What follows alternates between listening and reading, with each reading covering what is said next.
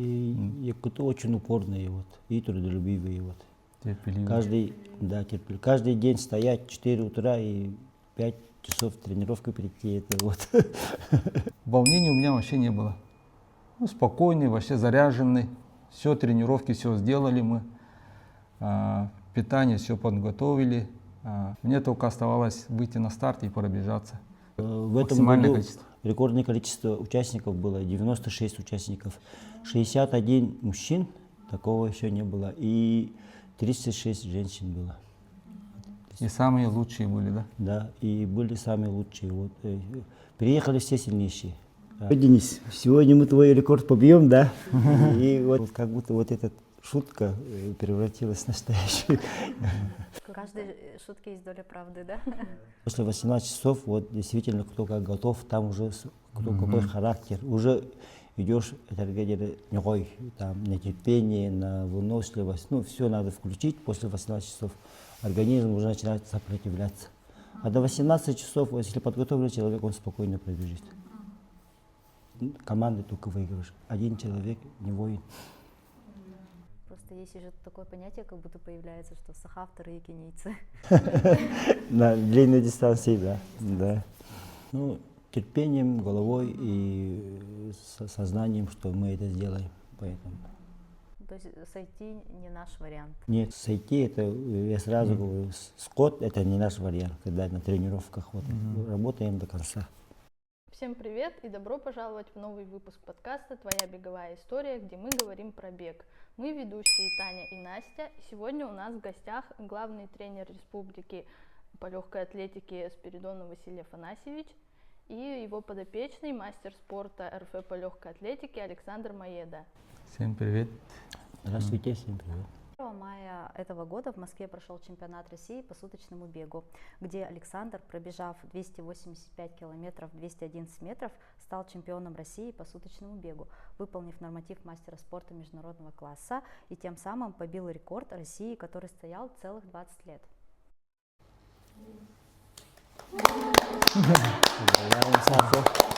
Спасибо.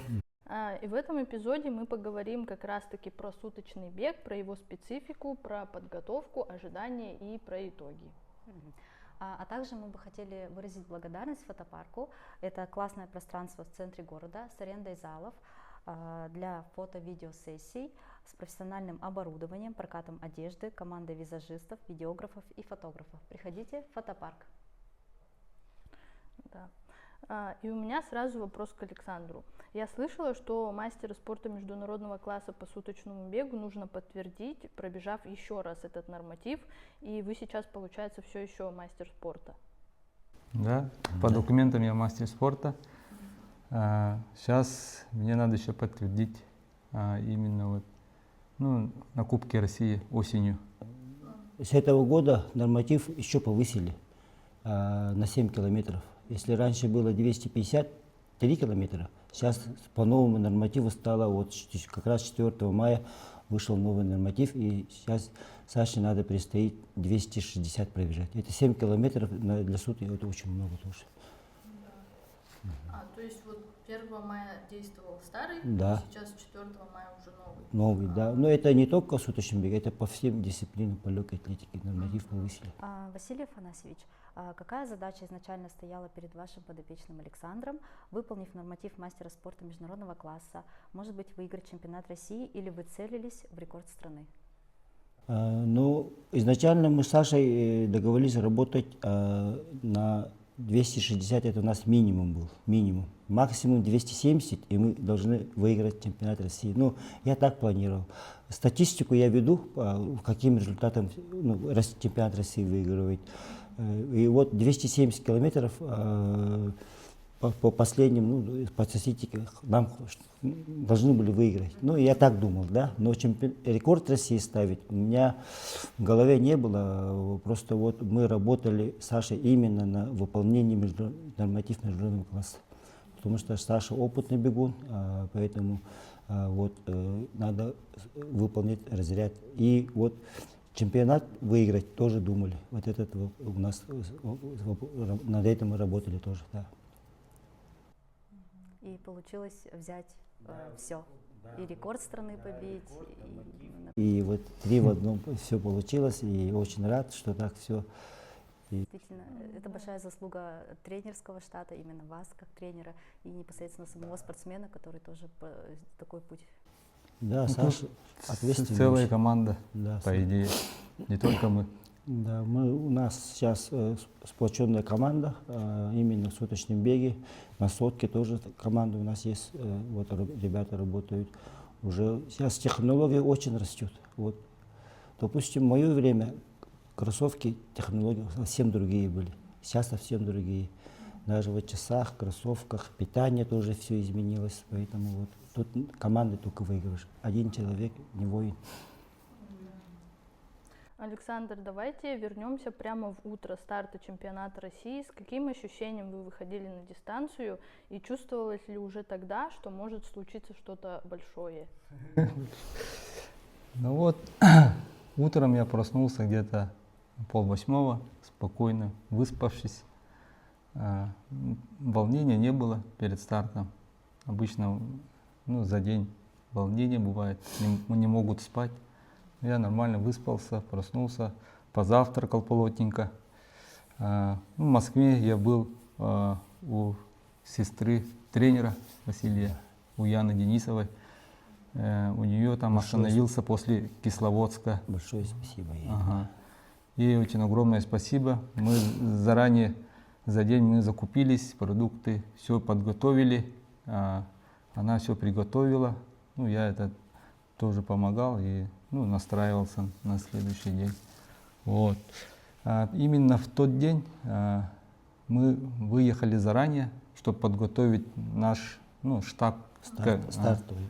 У нас палатки, там, столы, стулья, все вот это мы арендовали, поэтому мы договорились заранее встретиться с этими людьми и это получить. Вот. Все подготовились, все поставили, потом, погода была пасмурная, прохладная, поэтому все там начали разлаживать свои продукты на стол, пункт питания. Я своим сказал, что не надо вытаскивать, пусть лежат в палатке. Если я все равно сейчас заранее покушаю перед стартом и не буду просить там еду, поэтому пусть они лежат в тепле в палатке, вот, в сумочке, теплой. Потому что для спортсмена самое главное питание, чтобы питание было теплое, потому что погода тоже пасмурная, холодная, а то отвлекается организм на холодное питание, поэтому Расстройство желудка. это же приходит с опытом. Потому что другие почему-то разложились там сразу. Это мне, конечно, не понравилось. Я свое сделал там. Вот. И потихоньку они вытаскивали. Там у меня был саппорт Яна и мой ученик Мадун Цана. Вот. Они вдвоем работали. Один кормил, а второй там подогревал, там, вытаскивал с палатки все это теплое.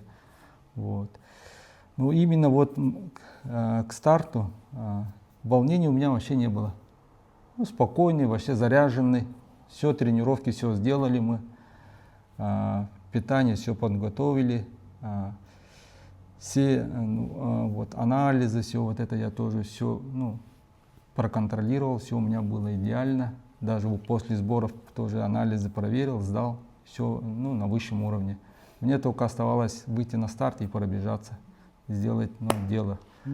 Еще там казус был, перед стартом, в 10 часов, когда разлаживались, Денис Жалыбин, который мой друг, мы с ним вместе бегали, в сборной России были, 13 лет в сборной России вместе были.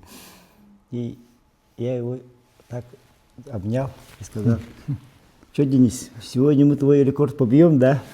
И Валерия нам интервью взяла. И прямо я ей сказал, что побьем. Денис такой ухмыльнулся, и чуть-чуть она интервью взяла у нее. И я там поговорил 5 минут и ушел по делам. И как будто эта шутка превратилась в настоящую. В каждой шутке есть доля правды, да? Типа так. Именно перед стартом я разминочный кросс не пробежал, потому что нам бежать целые сутки. Просто собственную разминку сделал, и вышел на старт спокойно. Вот. И там очень много спортсменов было, да? Да. В этом Максимальное году количество. рекордное количество участников было, 96 участников. 61 мужчин, такого еще не было, и 36 женщин было. И самые лучшие были, да? Да, и были самые лучшие. Вот, приехали все сильнейшие в этот день. Вот, поэтому вот очень рады. И все, ну, все, которые, когда мы бегали, все стали тренерами сейчас. Вот Денис тоже тренер, Марина Жалыбина тренер, Наиль тренер, Тишкуров тренер, вот, которые мы в сборной все вместе были. Вот все они тренерами стали, и они вот. Ну, очень приятно тоже Да, встретиться, да? Да, Уже как тренера. да. Вот. А для тех, кто не знает именно внутрянку, что такое суточный бег, как выглядят эти 24 часа изнутри, как строится стратегия на такую дистанцию по темпу, питанию, остановкам и отдыху. Ну, суточный бег, это бегать надо с умом, головой. Тут на старте всегда есть люди, которые очень быстро стартуют. Ну, также было вот в нашем старте, когда в чемпионат, спортсмен из Тувы очень быстро начал. По 4:0 он с первого начал, и он так продержался только 12 часов. Это такой, да, вы, наверное, сами, кто контролировал, видели, наверное. И вот среди девушек то же самое. Одна девушка очень быстро начала, 4:30, 4:20 она начала. И она тоже только 12 часов пробежала. И, конечно, я перед стартом установку даю, сильно не начинать. Уже мы селились на 270, уже темп 5:15, 5:0, вот ваш темп перед стартом, вот, и говорю, поэтому и по ходу вот контролируешь и добавлять или убавлять, вот это вот уже все по ходу делается. Тут надо уже очень много меняется. Ну я в феврале, когда мы начали, тренер сказал, что мой темп будет 5:15, 5:00. Ну я так и тренировался, да, до этого дня, до старта. А на старт, когда я вышел, я всегда чувствую на соревновании свой организм. То, что организм мой подсказывает, я то и делаю. И в тот момент темп у меня был 4:52. Вообще легкий такой, для меня как раз. Вот. Поэтому я начал по 4:52. И целый день, получается, я пробежал так, а потом именно вот ночью уже я прибавил до 4. Темп у меня был 4:15. Ночью очень сильно прибавил. Я вот там ходил, еле-еле притормозил. До 4:30 еле уговорил. Там 3 часа, по-моему, по 4:0. Но это он сделал большой отрыв. Вот этот. И вот тут тоже психологически тоже надо вот, спортсменов. Тут тренера тоже стояли, вот второй занял, только он опытный спортсмен, тоже чемпион России. Он говорит, молодой, подходит, спрашивает, какой раз бежит? Сотню много раз, сутки первый раз. Тренер, да? Да, тренера подходят, спрашивают, я говорю. Они так, первый раз, тогда. Даже не разговариваешь, даже уходит кормить своего. Думают, что сейчас с какое-то время пробежит и сойдет, наверное. Так. Я вот уже 100 километров уже 5 раз пробежал, да. И я уже, и до этого 5, 10, все дистанции пробежал. И, я уже чувствую свой организм. Вот. Надо вот именно чувствовать по ходу организм. Он подскажет, что да. Получается, что вот в суточном беге самое главное это не только чтобы было сильное тело, выносливое, но тем не менее очень сильный ум, да? То есть это 24 часа нужно быть в ладу со своими эмоциями, чтобы не остановиться, да, со своей головой, чтобы терпеть, наверное, какую-то боль, да, какой-то дискомфорт и не останавливаться и бежать дальше, да? И кто очень упорные вот, и трудолюбивые вот. Терпеливый. Каждый день стоять в 4 утра и 5 часов тренировки прийти, это вот. Минус 50, да, когда у нас за окном Минус 50 на улице, и вот этот, я всегда говорю, вот когда бежит, начинают ломаться, вот Всю зиму стоял, 4 утра на тренировках ходил. Такие морозы прошел. И сейчас на старт пришел, ломаешься что ли, или должен доказать себя. И вот Рома и Марина, вот мастера спорта, выполнили. Видите, до этого тоже, вот Полина тоже в таком характере бежала. До этого кто выполнял, Миша Апрасимов, вот тоже вот, они сильные в России. А скольких вы повезли спортсменов? В этом году у нас было 18. 18 человек сборной Якутии. Именно спортсменов. Именно спортсменов. И вот каждого спортсмена саппорт должен быть. Именно саппорт, свой саппорт должен быть. Потому что без саппорта никак. Саппорт — это тот, кто кормит, да? Тот человек, который делает и кормит, и все это. И массаж. Ну, в основном массаж я делал. Я на саппорте не стоял, группа большая. Если кого-то кормить буду, вот тут я контролирую весь процесс просто. Да. Ага. Поэтому он был, другая задача. Задача у меня вот контролировать, кто как. У всех задача была индивидуальная, у кого-то мастера выполнить, у кого-то кандидата выполнить. Поэтому вот ходишь, бегаешь и смотришь, кто как бежит, у кого-то подбодрить, вот рядом бежать, кого-то этот. Иногда бывает, что вот Сашу вот круги не считали. И Полину тоже, вот, когда она выиграла на табло, я смотрю, и вот идешь, говоришь вот этот, а там кроме меня никого не допускают. Ну, вот, дают представителям только допускают. И вот они смотрят, действительно, да, и поправляют. Есть такие люди, которые пропускают.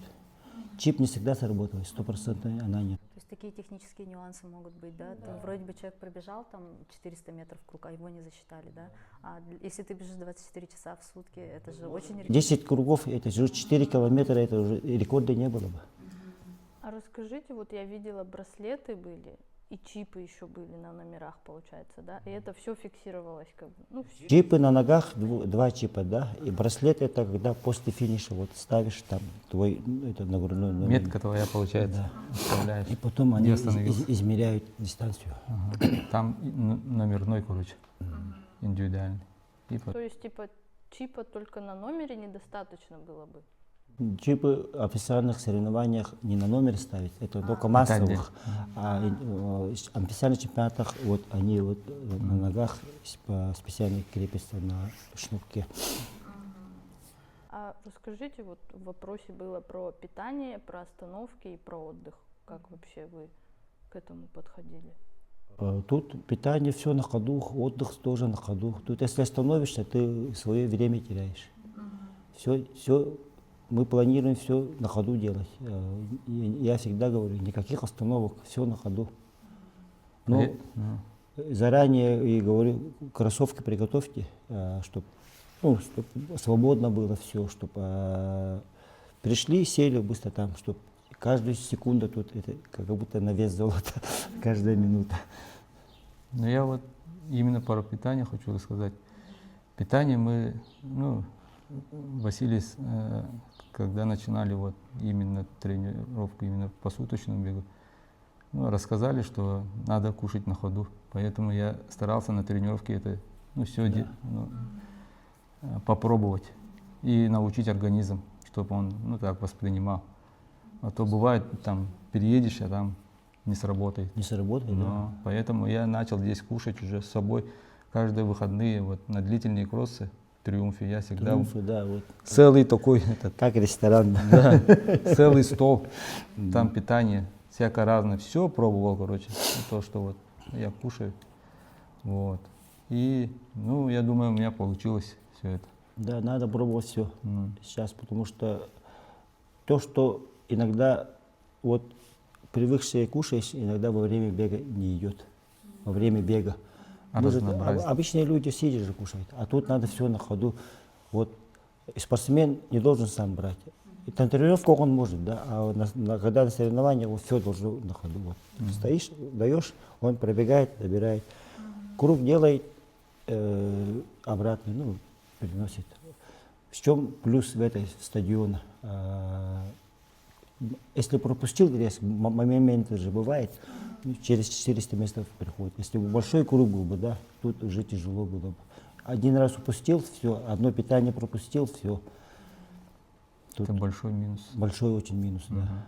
И действительно, вот вы сказали про то, что организм должен привыкнуть к еде, да, потому что если какая-то новая еда, неизвестно, как отреагирует твой вот именно желудочно-кишечный тракт, да, то есть пойдет, не пойдет, может быть, там бок заболит, еще что-то, это же тоже минус по темпу, минус по ногам.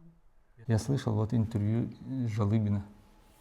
Да, он, Рассказал про ЖКТ тоже. Да. Он говорит, это, ну, у него что-то там не получилось тоже, да? да, он последний час лох еле ходил.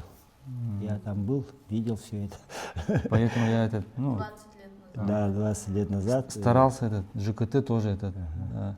После вот гелей, да, изотоников, все сладкое, да, она же обратно хочет.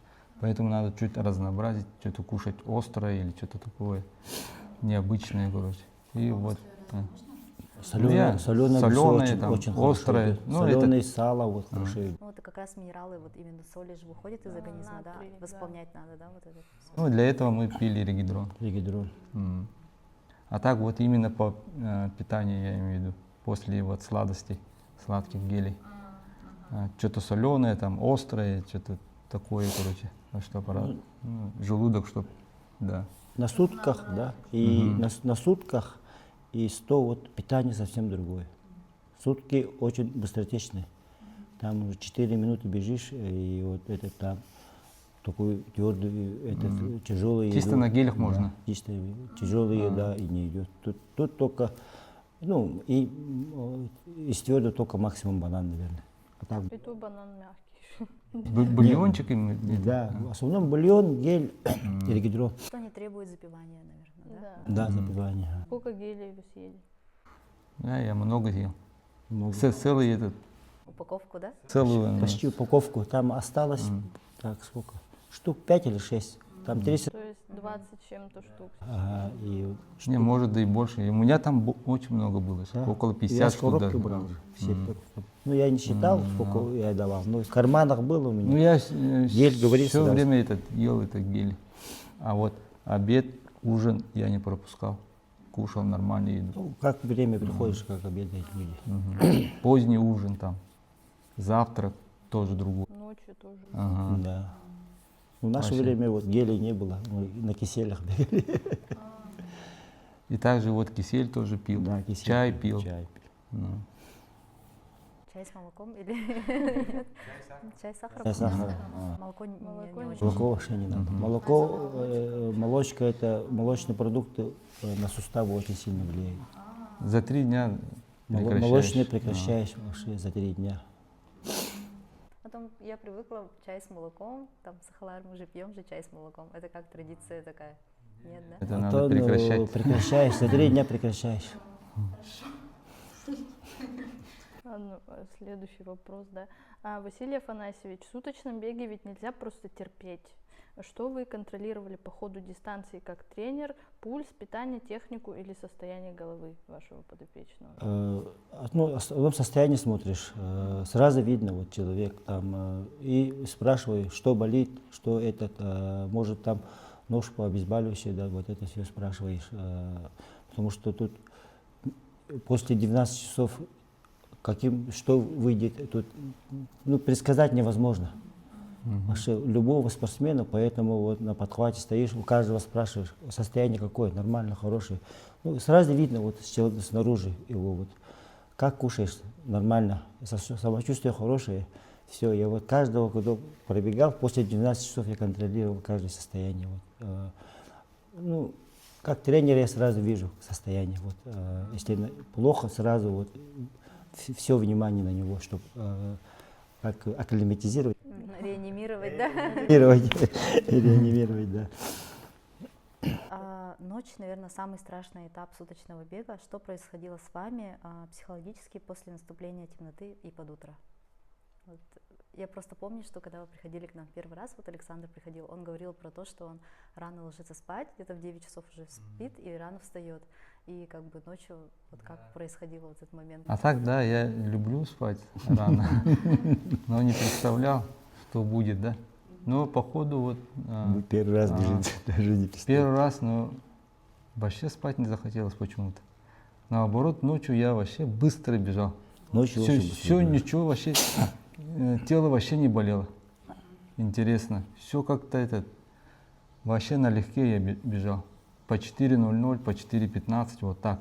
Темп такой взял и держу вообще спокойно всех, обгоняя. Ну, где-то я был в 5-м или до каким, да? Да, пятым, Пот- шестым но шел, и потом за постепенно- ночь всех обогнал. За ночь. Обгоняю вообще всех на несколько кругов. И там же один круг же считает чип, а я бегу по третьей, По второй, в основном по по второй по дорожке. третьей. Она вторая дорожка длиннее на 8, по-моему, на 8 или 7 10. метров где-то. На 7 метров длиннее. И вот Там целые сутки народу бежишь. много же, некоторые бегают вот так, короче, их вот так обгоняешь. А когда вот нормальные, опытные люди, они вот так бегают, например, втроем бегут и след за следом, да, друг за другом, ну, чтобы другим тоже не мешать. А есть, которые вот новые, да, но они бегают вот так, разговаривают. Как на обычной тренировке. Да, бегут как, и разговаривают. Да, как Они- на обычной тренировке. И придется их обгонять постоянно вот так. А время же идет на счет именно, да. Вот, поэтому у Тут меня 400 метров считают. Они по часам у 400. меня вообще по-другому показало. На 10 километров больше. И часы мои выдержали сутки. А вы не пробовали до этого целые сутки не спать? Ну, типа как тренировка. Эксперименты не Нет, делали. такого не надо. Такой Да. эксперимент я для себя лично делал, но вообще категорически Да, не и- надо. Потому что организм должен после тренировки отдыхать, после тренировки. Да. А ты должен перейти на соревнования свежий, бодрый, без травм. Все вот этот нюансы должен. Если ты сутками будешь проверять, вообще многие вот так тоже Паралитит, тренинг. Да. тренировочный процесс Ага. просто. Перетренить тоже можно быть из-за этого. А поэтому вот я это Меня тоже исключаю. вот спрашивали, что такое экспериментируете, типа. Я сказал, не надо экспериментировать. Потому что потом все вот этот тренировочный процесс, он это нарушается уже. Надо, ну, Все нарушается, ну, да. целый день будешь спать, потом опять обратно надо зайти в этот ритм. Вот, поэтому, ну, я сразу думал, это не надо делать. Себе решил, короче. Вот. То есть именно прямо пришли на это соревнование, на этот суточный бег и прямо побежали, да, с установкой. Да, Просто, там буду, ну, там буду бегать и тренировку все. вот, я максимум даю 70 километров, максимум. До этого не давал. Вот в этом году только вот 70, впервые раз они вот делали, кто готовится на сотничный километр, 70 сделали. А как в Триумфе вот 70 километров бежали? Я просто помню, я смотрела Инстаграм, слежу за Александром и видела там 70 километров в Триумфе. 5 утра приходит и до 12 бегает. Все питание У меня подготовка. получилось в Триумфе пробежать 65 максимум. 65, Потому что там как раз попадал этот водоканал. И ну, после я этого отдохнул уже, да, пробежал 40 километров. Ну, А по идее должен был 70. Да. Ту неделю, выходные. И потом пришлось мне пробежать в Кисловодске Кисловодске. на сборах. Я 3 апреля улетел в Кисловодск, и там я сделал 70 километров по парку, там именно по горкам ходил. Ну, это сложнее же. Ага. Ну, там высота И- плюс ну, высота дает кислородное голодание и еще пересеченка добавляет ногам дополнительную нагрузку. Мне кажется, вот мы в Якутии сами и так живем в кислородном голодании. Ой, да. Да. Зимой у нас воздух сжатый. Ну, Саша еще чемпион полюса холода, 50 километров. У нас был выпуск с Праймикон. Был ли момент, когда тело уже говорило стоп, а план все еще требовал держать темп? Как вы с собой договаривались? Ну, вот с самим собой именно. Это за 2 часа до финиша. За 4 часа где-то. Не, за 4 часа чуть еще нормальный был. А за 2 часа ты уже начал вот постоянно спрашивать. Вот это очень эти вопросы. Ну, у меня До это рекорда сколько, до рекорда сколько. Вот. Нога Ты вот. уже чувствуешь, да? И я вот за 2 часа вот как раз почувствовал, да? Он же вот так обгоняет и пошел. Мы уже на рекорд идем. Организатором пришел, сказал, давайте первую дорожку освободим, мы на рекорд идем. И хорошо, что главный судья, все организаторы, технический директор, они разрешили нам. И вот я полный карт-бланш дали, и я вот тут бегал вокруг стадиона, кричал, Освободите дорожку, да? свою дорожку. И вот действительно Саша последние 2 километра по первой дорожке же 2 бегал. часа где? Да. последние И потом еще Калимединов тебе помогал, да? Или кто-то другой? Другой я. А другой вот тебя вот рядом с тобой вот. И ты там ожил же. Вот. А, Темп ему говорю, можешь такому темпу? Да, могу. Саша, говорю, Саша уже, когда такой организм на рекорд идешь, голова не соображает. Просто ему громко кричишь, тогда 106. И вот Вы уже ничего не помните. Уже ничего не чувствуешь, да? еще нога заболела, вот. Передняя мышца, я ногу не мог поднять. Вот так. И со своим организмом я договаривался. Терпи. Давай терпи, сейчас чуть-чуть осталось до рекорда, давай. Боль временная, триумф вечен, надо работать, терпеть, говорю. Ну, вот.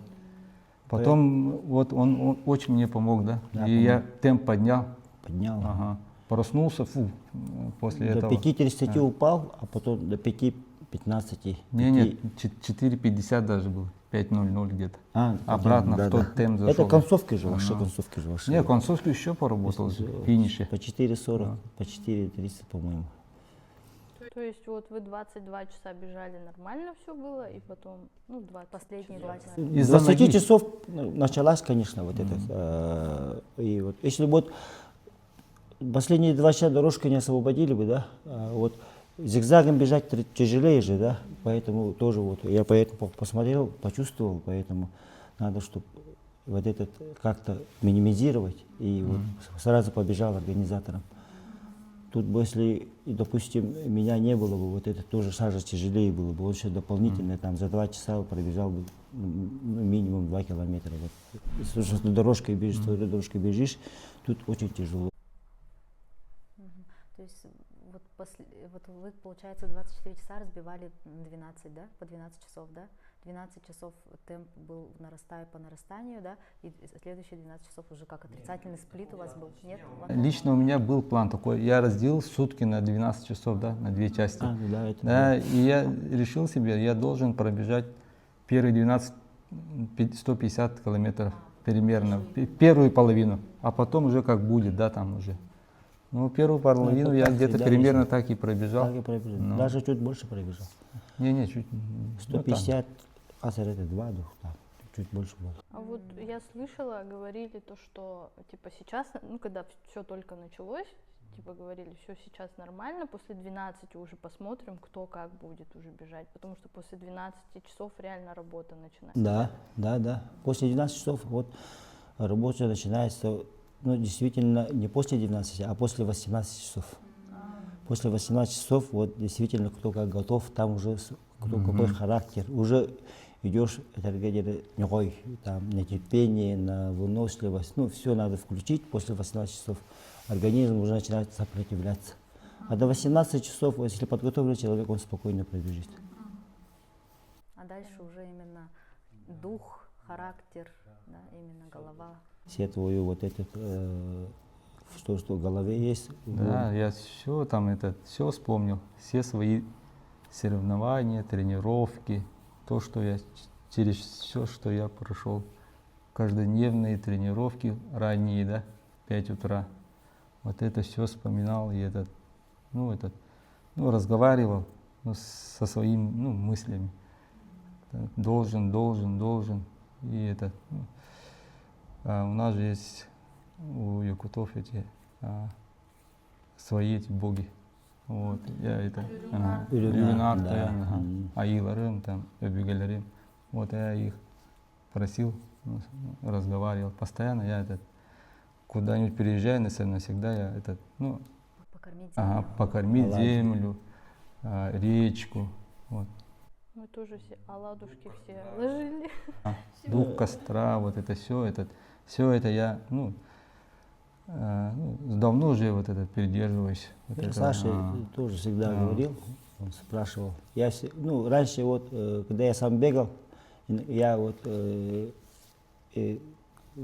лес выходил и спал один. И вот кормил. Саша тоже так делал. Один Это раз. очень помогает. Это очень помогает. Ты вот разгружаешься, и каждый год во время СЭХа тоже, когда бегал, сейчас уже давно не хожу, когда бегал, солнце встречаешь, тоже вот этот Энергию. энергию тоже. Да. И когда вот река встает, и тоже когда это же наша матушка, это большая река, Обя, то есть бабушка, и вот тоже реку просишь. Вот. Ну, надо своих духов всегда. Ага. Я вот в Москве покормил, да, и реку Москву, и землю вот покормил, потом приехал на стадион, в стадионе тоже, ну, отошел тоже в лес, там покормил тоже оладушками. И вот, ну, попросил тоже, ну, Ну, поговорил там. Московская земля приняла Да, нас. да. Я стадион только кормил, попросил, вот, М. пришел, оладушки были тоже. Поэтому вот, Это действительно помогло, Ди. Да, ну, у каждого человека есть, ну, своя вера там. да, вот, ага. Да. Действительно. Александр, вот рекорд России держался 20 лет. А в конце, когда вы поняли, что идете на рекорд, давила ли на вас вот сама мысль об этой цифре? Или во время бега вы вообще не думали о рекорде? То есть изначально думали о рекорде или нет? Изначально я не думал, только вот в конце. Ну, в конце но я должен, ну, и тренер сказал, что если минимум по темпу 6:00 пойдем, мы рекорд сделаем. Но ну, я хотел с отрывом сделать, поэтому я начал работать, себя заставлял, короче, на максимум. Вот, поэтому я, ну, выложился вот в тот момент на максимум, на свой максимум. И вот когда вот Саша на рекорд шел, за 2 часа до финиша, ну, все известно же было, да, и тут телевидение такое, матч, чтобы, Начали приезжать. ну, 5 или 6 было, да, потом у Саши интервью брали. Вот это очень, ну, хорошо было, и вот когда я с Сашей бегу, ну, вот что дают, даже вот, рядом со мной оператор бегал, снимал. Да? Все внимание, да, именно общественное это, да? Очень инфоповод Ну, большой. действительно, 20 лет рекорд Да. держался, да, вот, и здорово, что именно этот рекорд побил наш спортсмен из Якутии, да, для Якутии это большая честь, на самом деле. Ну, сейчас, гордость тогда я не гордость осознавал, России. не осознавал, а сейчас уже, да. Сейчас еще этот рейтинг же вышел, историю. Кстати, вот про этот рейтинг. Там второе место 284 с чем-то. Это, а почему не официальный он? Потому что он участвовал в Кубке Волгограда, не Кубке России. Если вот, допустим, наши спортсмены бежали в Кубке Москвы, и этот рекорд, ну, мастера не дают там. Не засчитали, да? Ну, разряд даже не дают там. Ты хоть пробеги, разряд не дают. Разряд дают только официальных вот, чемпионатах, соревнований всероссийских. А вы знали про этот неофициальный? Кубок России. да? Знали, знали. И меня подходили и говорили, побейте и тот рекорд, который неофициальный. Поэтому я вот... Но я хотел же тоже этот официальный рекорд сделать и остановиться. Ну, уже Да, он говорит, остановлюсь, да, говорит, какой остановись еще, сколько, 30 минут или сколько Ага, там было? вот этот парень же был, который Да, мне помогал, он сказал, надо еще тот рекорд надо победить, говорит. Давай, терпи. А потом выжимай, да. мне говорили, что 288 тот рекорд. Как -то? Я же там был, 286, по-моему, он 4, пробежал. 4. Оказывается, 4. Я думал, да, я думал 6, оказывается, 4. Не, этот парень знал. Он Знал, сказал, да? ага, он мне сказал, что А. он 284 пробежал. Давай, терпи. Надо сделать 285. Вот сейчас в мужской рейтинге, вот ультрамарафон, да, Саша первый, а в женском у нас 2 девушки. Гоголева Надежда и Слободчикова Полина. Вот, Надя 6-я, Полина, по-моему, 7-я или 8-я. Вот. Поэтому вот как статистика в нашу пользу. Как-то вот интересно то, что вот из народа Саха именно вот ребята, спортсмены, которые именно на ультрадистанциях, да, на ультрамарафонах занимают места, побеждают и пробегают такое огромное количество километров, да? Чем именно обусловлено это?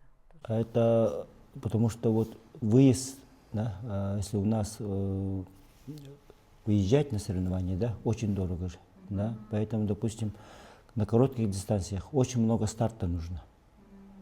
Спортсмен стартом развивается на коротких дистанциях, а на длинных дистанциях такого нету. Ты год раз или один, поэтому вот у нас климат еще тяжелый, вот поэтому, да, сейчас условия появились, вот Триумф построили, да, поэтому у нас вот в последнее время за 2 года или за 3 года уже 12 мастеров спорта, и вот международников уже, ну, если вот Саша еще раз повторит, Рома подтвердит, Таня подтвердит, уже их будет 4. Полина уже получила, уже книжка лежит вот, в Минспорте. Поэтому вот думаю, что ну, еще трудолюбивые очень выполняют, ответственно относятся. Это же тоже работа, как утром перейти, потренироваться, потом еще на работу идти. Это не освобожденные спортсмены, они все работающие спортсмены. Просто есть еще такое понятие, как будто появляется, что сахавторы и кенийцы. На длинной дистанции, да. Да. Мне кажется, мы можем, типа, отлететь от реальности и бежать вот просто. Ну, терпением, головой и сознанием, что мы это сделаем. Поэтому. То есть сойти не наш вариант. Нет, это статистика, если тоже провести, да, когда я 100 километров за свою спортивную карьеру около 60 раз бежал, да, и вот я сошел только 2 раза. А из России, ну, ребята, да, если у них не получается, они сразу сходят. Все там, они только вот, поэтому я думаю, что сойти, это, я сразу говорю, скот, это не наш вариант, когда на тренировках вот, работаем до конца. Столько сил потрачено, денег, да, Денег, да. на сборы, на перелеты дорогие. И как можно сойти? Да. Тут, Один Ответственность вообще. как это- говорится, вот кто занимается, Саша, там, Полина, Миша, ну, мастера спорта, да, вот, они же все вот часть семьи забывают же. Они отдают это спорту ради его достижения, да, цели. И уже это тоже же, с одной стороны, тоже жены же могут прийти, меня ругать, допустим. Зачем ты так тренируешь? Поэтому, Ну да, действительно, семья уже как на второй план, да, отодвигается, спорт на первый, да, именно спорт высших достижений, да. Ну, у каждого своя мечта же, у бегунов, да. Сейчас вот массовый забег у нас очень развился же, развили же, вот, благодаря федерации, благодаря Анатолию Андреевичу Кадякасову, да, и вот, я как исполнительный директор, забегов очень много стало, вот последние 3 года. Раньше не было же, только на выезд забеги же были. А сейчас даже не выезжая, здесь можно и марафоны, и полумарафоны, сколько угодно можно бегать. Поэтому вот и из них есть спортсмены, которые тоже хотят выполнить разряд. Раньше не мечтали. В этом году Рома и Марина выполнили, да? 2 года назад про разряд говорил им, они, какой разряд? Они даже не мечтали. А с прошлого года начали работать и выполнили. Вот. После сотки началось, Да, после 100 километров, да. Вот. когда я пробежал норматив мастера спорта. Первый открыватель на 100 Саша выполнил. Не было мастеров. Вот именно из любителей, да? Мгм. Да, мастер один раз дают. И вот долгое время у нас мастеров не было же, вот 3 года назад, когда Саша в 24-м, да, был. В 22-м В году? 22-м году, да, а 4 года уже прошло. Ну, Вот. после этого. После этого вот, если Саша выполнил, мы там, Рома пошел, Эдик пошел, все ребята пошли, и потом девчонки начали выполнять. Получается, вдохновили же, да? Да, вдохновили, ага. А сейчас вот на суточный тоже Да, сейчас, тоже вдохновил. вдохновим. да, еще, Сейчас еще пойдут на суточный. да. Все. Тоже Ну. попробуют, да? Да, конечно, сейчас Ну, думали, что только девушки могут быстро бежать. Полина международник выполнил, а мужчины как-то вот не было же. Сейчас вот Саша такой толчок дал огроменный, что сразу рекорд, высшие достижения. Если в мире в прошлом году бежал бы, он мир выиграл бы, чемпионат мира. Этим результатом, который вот. Сейчас мы же на санкции, нас не выпускают. Там 270 сколько это было, да? Да, 73, по-моему, было. Чемпионат мира. Чемпионат. Ну, там Шанс. еще не стадионе бегут, там круг 2 километра, поэтому растянулись бы. И вот 200, по его часам 295, это вообще вот результат, который в мире достойный, который там уже не было вот таких на второй дорожке бежать. А мировой рекорд какой? 313. Ну, немножко как будто бы, да, если...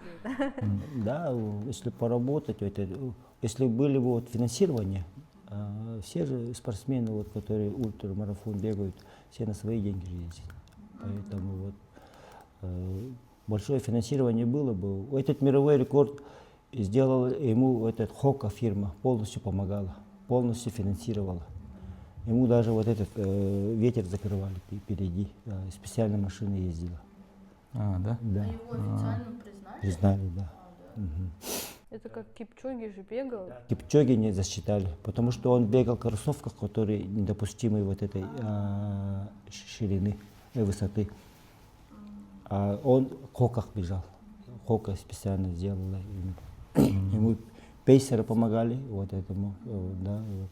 Если таким методом работали бы, я думаю, что у нас ребят еще больше было бы, которые вот, да, своих ребят собрали бы, вот, Сашу, Рому, там, и всех, вот это, пятерых, шестерых, и если на рекорд все вместе, там, какой-нибудь фирма Проспонсировала бы, да? делала бы, разговор другой был бы, да.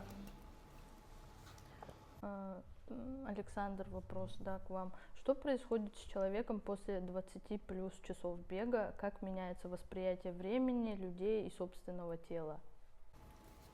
Ну, да так, восприятие у меня нормальное было. И из-за травмы у меня эта проблема была после вот 20.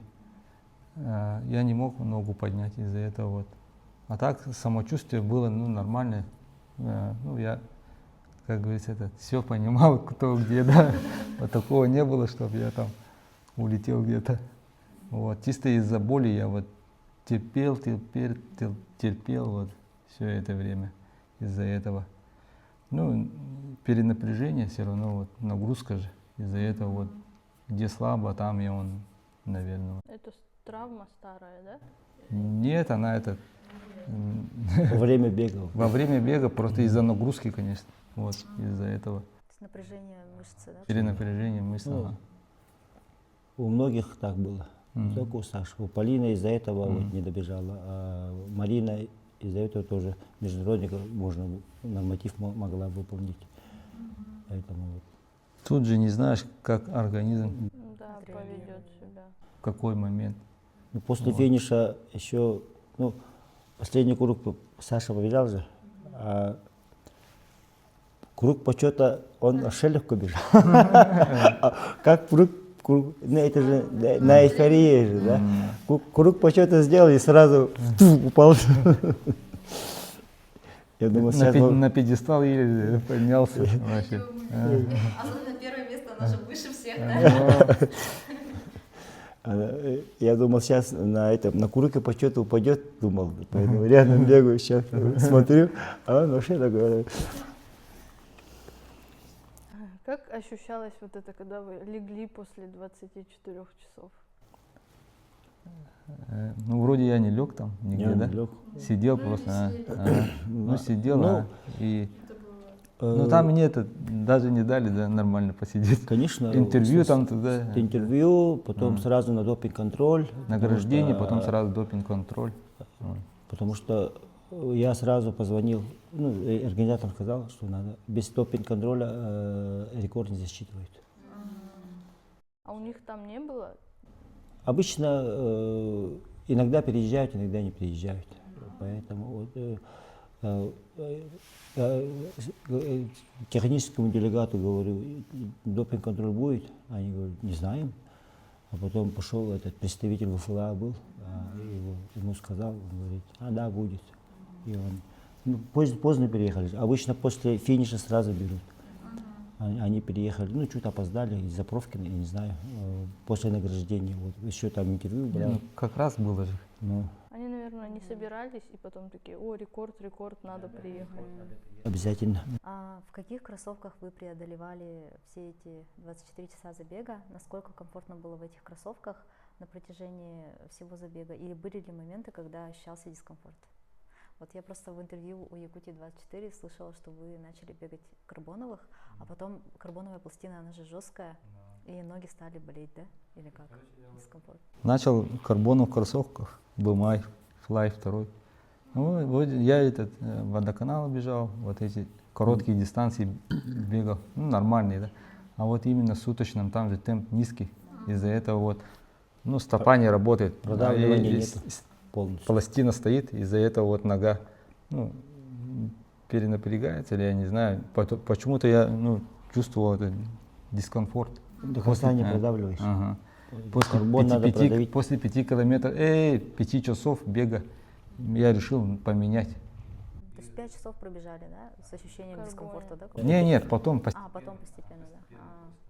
потом я Василию своим сказал, что подготовьте стул и мои кроссовки вытаскивайте оттуда, это тренировочные сумки, короче. А вы не планировали? Нет, я не планировал. Все 24 в карбоновых. Все равно я на всякий случай взял с собой. Сумки Я было. до старта всем говорю, берите 2-3 кроссовки, минимум 2, а так 3. А там разные карбоновые, у меня Adidas был еще там, и Asics было. И вот я хотел именно свои тренировочные, которые я весь год, бегал, и вот BMI, Pace 4.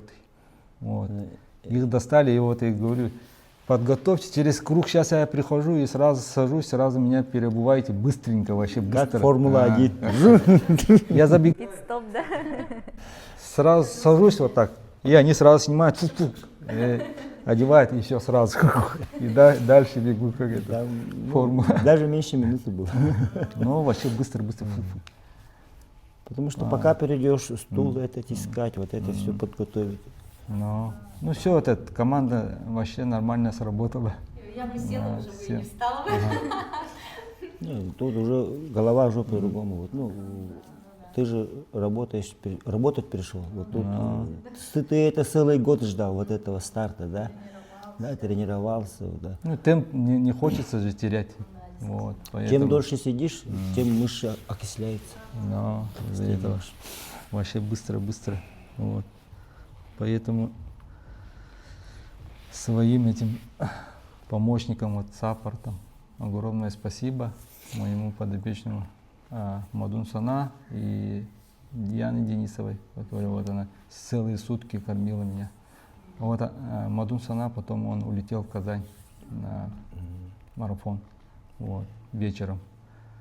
Мы тоже всю ночь не Яна, спим. всю ночь Мы всю Яна. ночь не спим. Не знаю, сколько километров пробежал за сутки, я не знаю. Надо было тоже гармин включить. И бегать по кругу. Я же все время туда-сюда бегаю уже, целые сутки. Сидите вообще, все время бегаете. Даже вот так не сидишь. Все время на ногах. Потому что людей много. Людей много, и всех надо контролировать.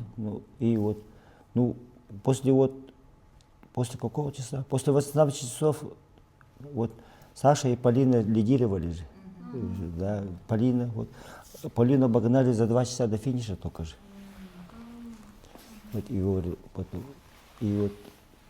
Как тут сидеть-то? Два ученика чемпионами России могут стать. Тут один на рекорд идет, один тоже чемпионкой может стать. Я Саше и Полине говорю, вы только работаете на чемпионство. Сразу им ответственность, огромная ответственность. Тем более целая делегация Сахажа полетела, да? Очень много же ребят было. Много спортсменов от Якутии. А еще когда бежал, в голове после 18 часов бегал. Иду и себе говорю, надо сделать ну, надо стать чемпионом. Ну, хотелось, чтобы тренера тоже отблагодарить за это, за его труд, за это все, за весь путь, который мы прошли вместе. Вот, поэтому я хотел, чтобы он, да, выиграть этот чемпионат. И ему тоже медаль дали. Да. Медаль. За подготовку чемпиона. Какой тренер? Тренер чемпиона России. Да, тренер. Я всегда говорю, ценят только чемпионов. Призеров этих нет. Я когда сам бегал тоже, я 3 раза второе место занимал в чемпионате России. 1 раз третьим был. Я это никогда не ценил. Я когда выиграл чемпионат России, только начали вот есть такой спортсмен, да, поэтому всегда я им говорю, ценят не первое, не второе, не третье место, только чемпионов. И вот еще у нас получился рекорд вот это вот. Вот для ребят из Якутии, это же вот для маленьких детей, для подрастающего поколения сейчас же тоже вот они смотрят рекорд России, да, у нас в Якутии, да, именно то, что и это какая мотивация для детей, то, что наш спортсмен Саха, да. Да, можно далеко не выезжая, одним сбором только, да, одним сбором сделать рекорд России и чемпионат России выиграть. Получается вот холодный климат, отдаленность от центра, да, то есть именно поддержка финансовая, да, никакой же нет особо вот от спонсоров, да, то есть именно за счет своей силы, за счет своего духа, вот именно поехать и привезти сюда победу, да. То есть для детей это же тоже мотивация на самом деле, да, что нет ничего невозможного, все решает человек. Да, все решает человек сам. А вот, в моей именно вот профессиональной карьере, да, именно вот спортивной, мне помогли вот мой район, за что им огромное спасибо, Алекинскому району. Все вот жители, вот спорт отдел, всегда вот на сборах мне помогал финансово. И также мой этот одноклассник, он работает в строительной фирме, он тоже меня вот на чемпионате России в прошлом году тоже меня поддерживал. Тоже огромное спасибо ему. Чемпосов Владимир Владимирович тоже вот. Также в этом году, в прошлом году я поступил в АГАТУ на агронома очно, магистратуру. Ага.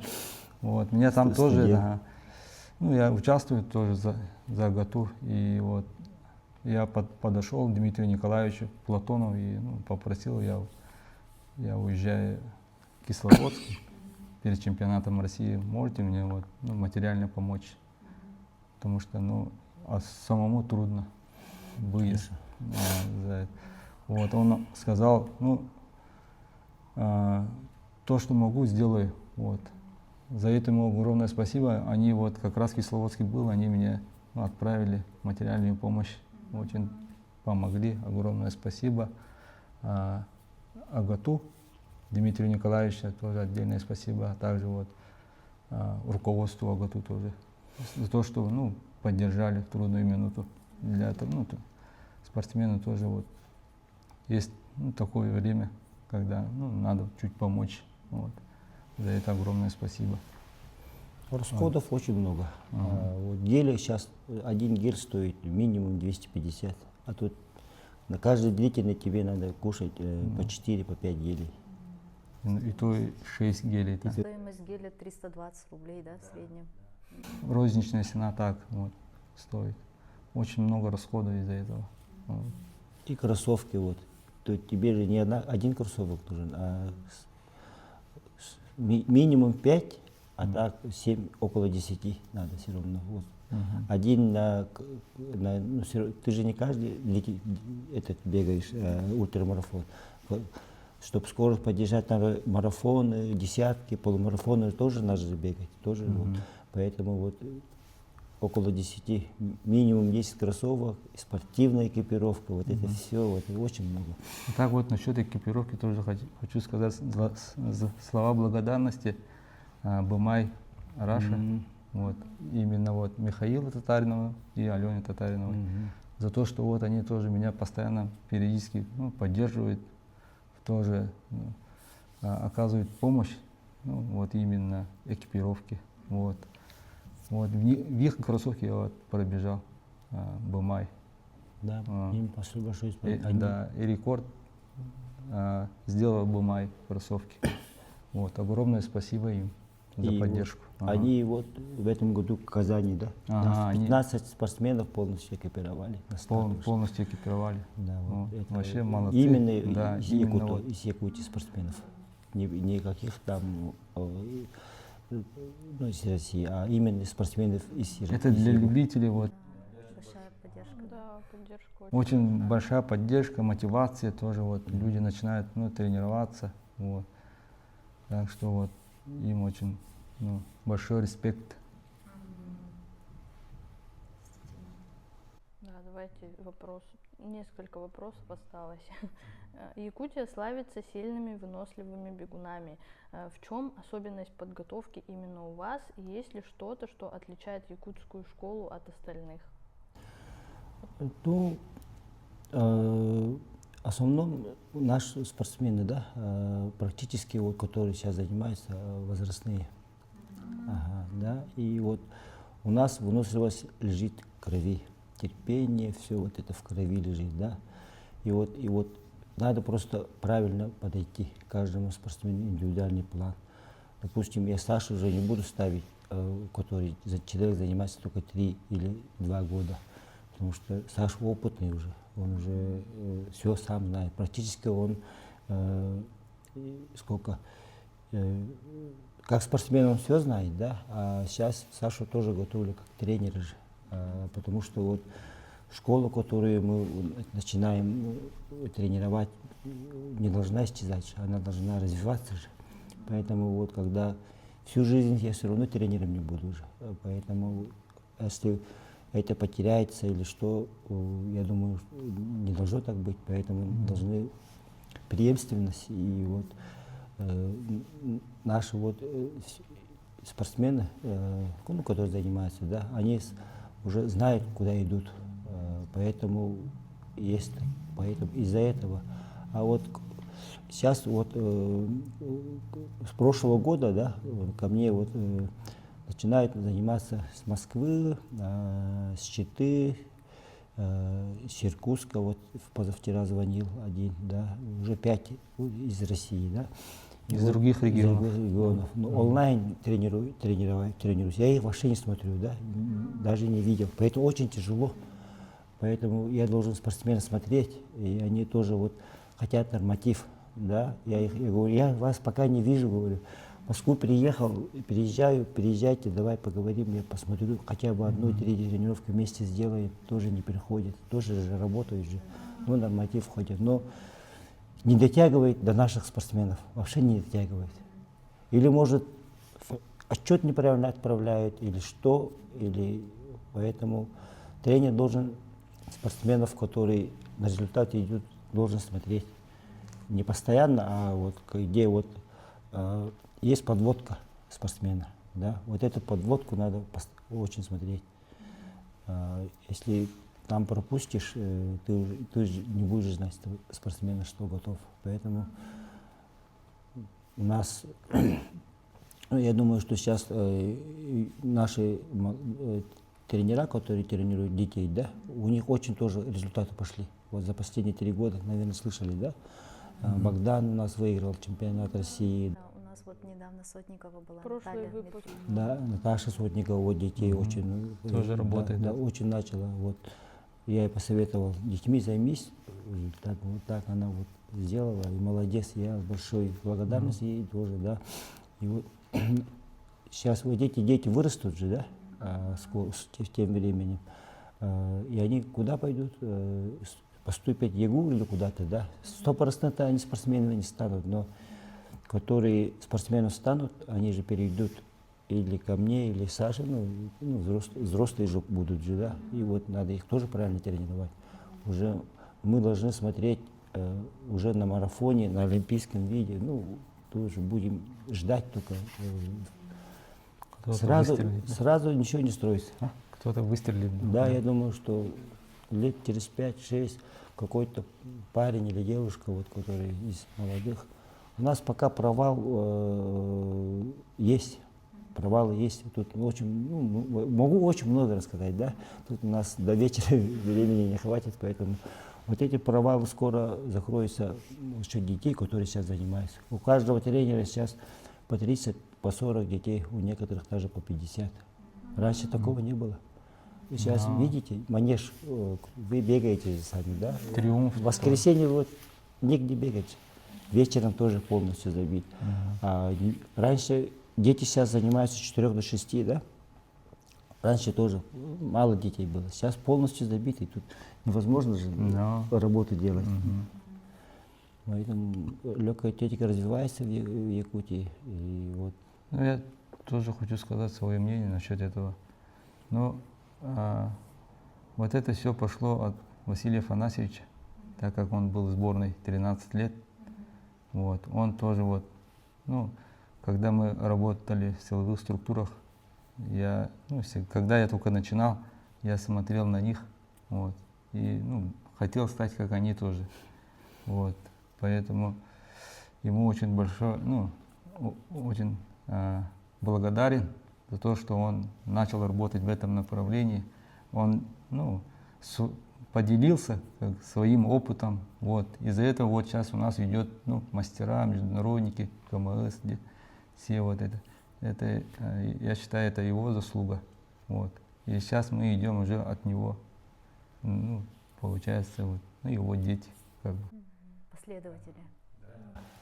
Я вот Сашин ученик их считаю внуками. Таня внучка. Да, внучка. Потому что развитие очень высоко пошло сейчас. Года 5 назад я в 18 году на пенсию уже ушел же подполковником.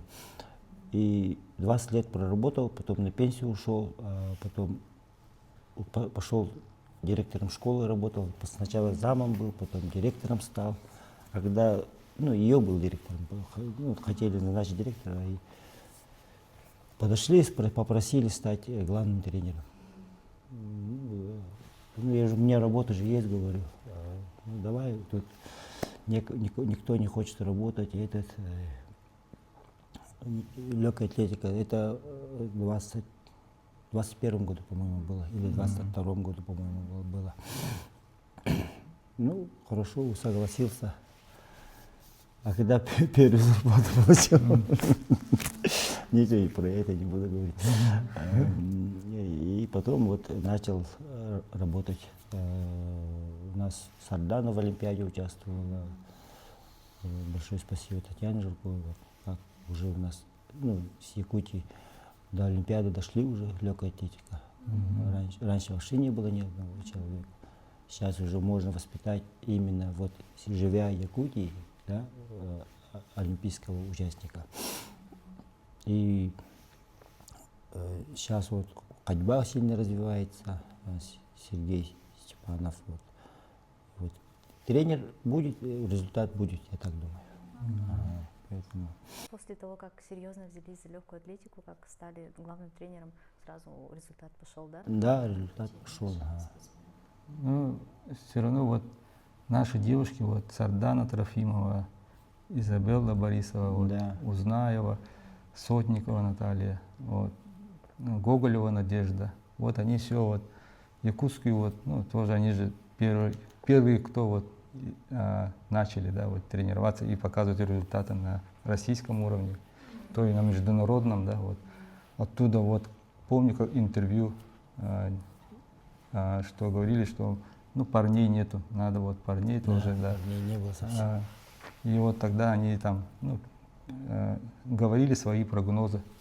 Вот такие-то парни есть, вот Александр Моеда, вот Роман Алексеев, вот они могут участвовать на таких соревнованиях, на российских.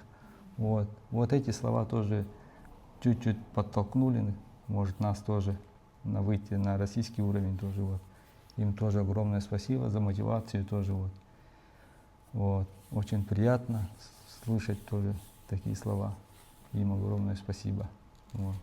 И также вот мы тоже работаем в этом направлении постоянно. Вот хотим развить легкую атлетику именно вот в республике. Вот Василий, мы сколько вот уже работаем вместе. Вот после нас очень много людей, да, занимается легкой атлетикой. Раньше, когда мы начинали, вообще нас же мало. Мало было. Слава Громов, мы вдвоем были. Потом Рома пришел, Да. Леонид Зыков пришел. Вот нас было очень мало.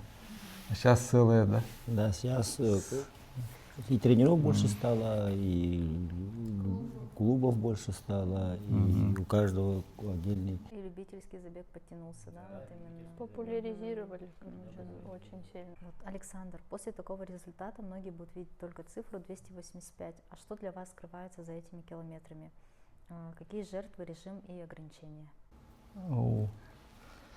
Ну, изначально мы мы только тренировались на 5-10 километров, да, вот на спартакиадах, на манчары. На такой масштаб даже в голове не было, если честно, да, Василий? Ну, Вот. 100 километров говорил он, Василий Афанасьевич, что хочет воспитать преемников после себя, которые будут участвовать на чемпионатах. Но я мимо пропускал ушей, короче. Ага.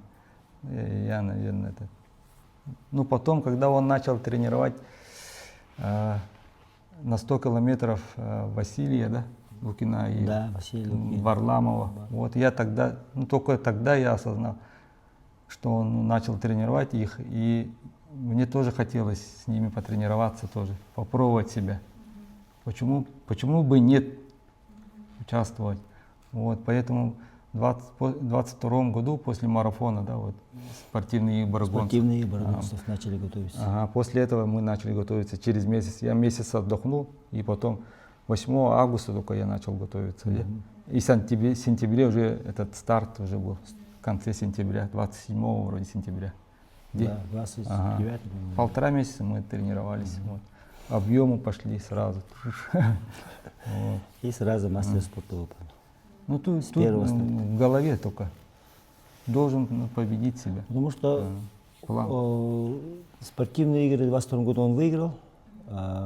Объем марафона и 100 километров почти одинаковый. И скорость очень хорошая была.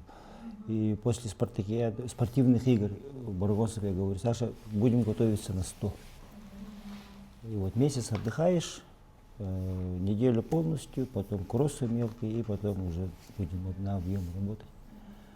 И вот Саша, давай попробуем. Надо мастера выполнить. Вот этот. И сразу, с первого раза мастера выполнил.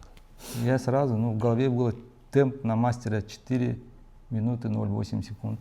Да. Вот у меня в голове изначально вот этот темп я должен выдержать 100 километров.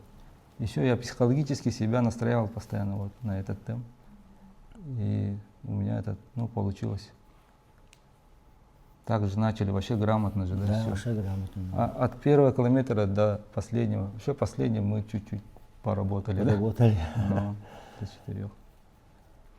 Там, в те времена мастер вошел у нас, мастера выполнил. Среди мужчин это женщины выполняли, да, а среди мужчин, Саша мастера выполнял. И на следующий год уже 5 ребят, из них Рома выполнил, и КМС выполнили. очень много КМС выполнил. А потом через год Эдик и Самуил выполнил. И вот каждый год. И девушек много. И последний вопрос вам обоим. Когда спустя годы вы будете вспоминать эти сутки, что останется главным? Победа, рекорд, выполнение мастера спорта международного класса или сам путь к этому старту? Путь, я думаю, что мы до рекорда не думали, да, готовились только чемпионом стать. И рекорд республики победить, да, там было. Я думаю, что путь, потому что мы этому рекорду шли вот 2000 какого года? 16-го? 17-го года. Вот. Я думаю, что с этого года... Я-то сам-то не знал, значит, тренер, может, знал. Я думал, что с этого года начался путь этому рекорду. Я думал, что этот путь, да, потому что Если он там через год опозданием пришел бы, я думаю, что рекорда не было бы. Или 6 месяцев опоздал бы. Я думаю, что он пришел в тот день, в тот час, ту минуту, допустим, да, и вот начался с этого момента вот путь к рекорду. Я так думаю. Я думаю, что вот этот путь, который Саша прошел грамотно, без никаких ошибок, все вот этот, всегда мы были вторыми, да, потом вот этот, чтобы и дисциплина спортсмена, вот это, ну, правильная еда, все вот это, контролировать себя всегда, вот, забывать все праздники, вот это все, думать о тренировке. Я думаю, что вот этот путь, который Саша, И, конечно же, в первую очередь семья. семья, да. Но без поддержки семьи это трудно. Да. Обычно некоторые вот бывают Жены, да. такие моменты, например, муж или жена там не разрешает тренироваться, например. Из-за этого человек сам хочет, но у него этот, Дискомфорт. как-то может скрытно тренироваться. Вот. Такое тоже бывало в моей практике. Полноценно не отдаешь нас.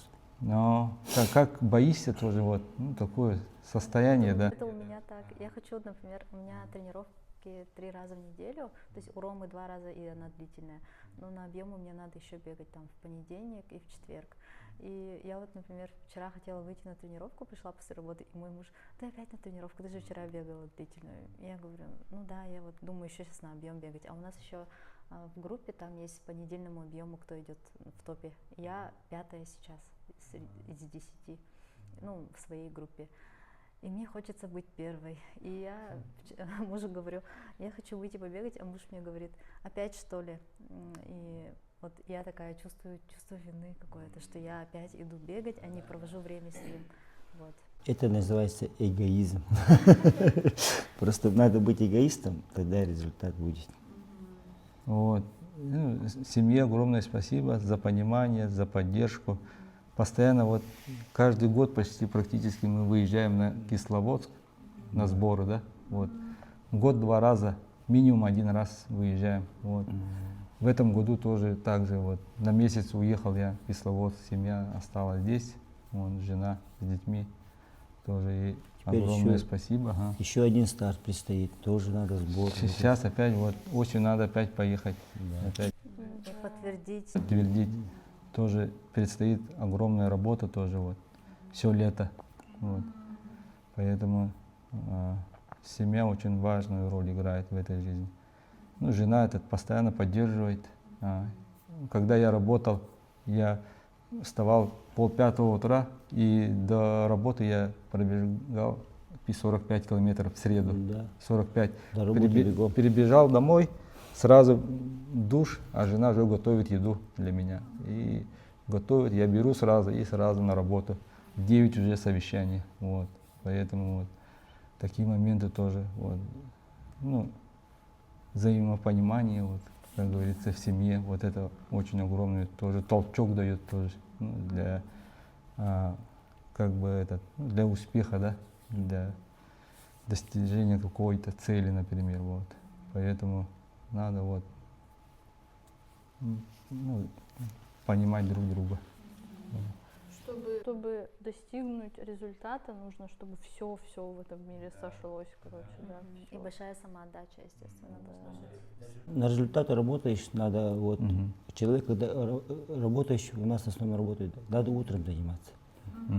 Вот, Потому что утром тестостерон вырабатывается всё вот с это 5 до так, 8. да, ага. В это время надо тренироваться. Раньше, вот года 2-3 назад, утром никто не тренировался. Сейчас утром с 5 утра уже манеж полный.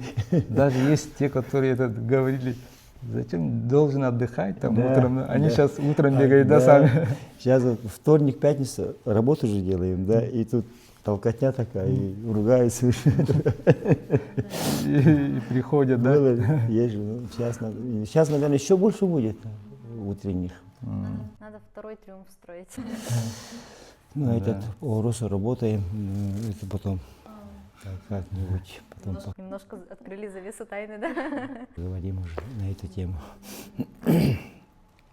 А так, конечно, триумф вот, Очень, да. да, очень помогает нам. Ну, помогло вот. А также вот в триумфе мы состоим в сборной, да, вот там медицинский персонал. Да, огромное спасибо. Да, И вот им огромное тоже спасибо за поддержку. Вот после сейчас Наталья Игорь да, Егоровна всех контролирует вообще. Лидия Егоровна, вот, Лидия. вот, им огромное спасибо. Вот они тоже каждый раз, когда я приезжаю, они быстро реабилитацию, там, что надо, там, ну, все это делают, анализы, все это принимают, массаж, там, где травма, там, подлечить, там. Вот я сейчас в данный момент уже готов к тренировкам уже. Ну, вчера постепенно начал, 8 километров пробежал, и сегодня также. Ну, уже восстановился. Ну, Такие маленькие кроссы могу сейчас делать. долго бегать тоже нельзя. Постепенно. Потому что потихонечку все равно надо бегать. А так, вот со вчерашнего дня мне начали мышцы ну, уже требовать. Надо тренироваться уже, да. Организм требует, да? Требует. А то есть как будто ну, болят. Давай выходи на тренировку. Да, надо пробежать. это так. Да. Да. Ага. Ну, подсказывает тоже. Давай, Нет. Саня, выходи. Ты своим телом должен разговаривать. Да. Я тоже, когда сам бегал в сборной России, ну, чемпионат мира, Европы, я 9 раз в чемпионате мира участвовал. И 8 или тоже 10 раз Европа.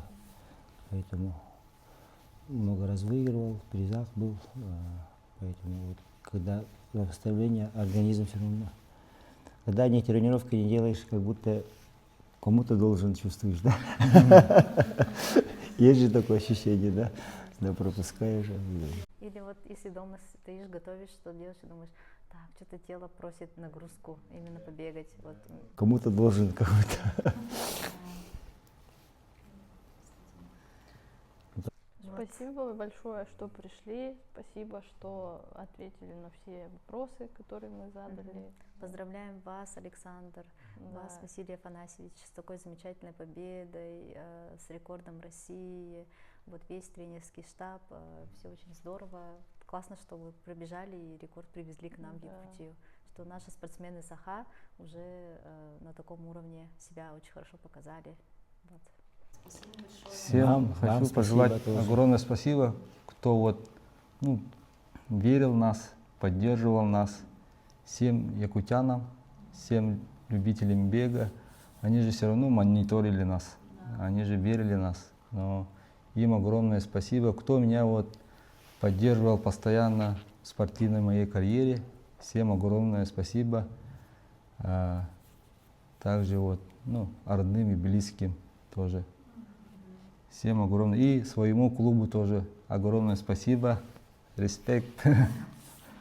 Я тоже, ну, благодаря им тоже меня, ну, в это время, ну, как тренер тоже надо ответственность большая тоже. Вот, ага.